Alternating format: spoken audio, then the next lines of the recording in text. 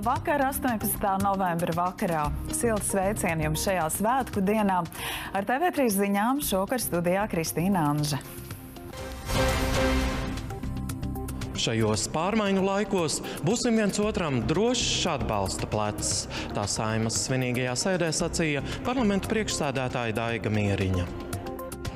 Tūkstošiem cilvēku pulcējas Krastmalā uz ikgadējo bruņoto spēku parādi. Šogad pirmo reizi Latvijas vēsturē to komandēs sieviete pulkvede Antoņina Bļodone.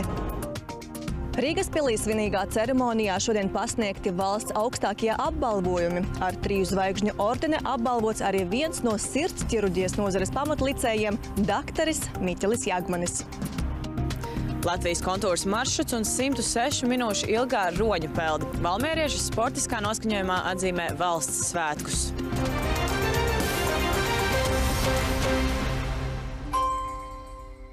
Ziņas šovakar sākam ar tiešraidi. Tieši šobrīd pie Brīvības pieminekļa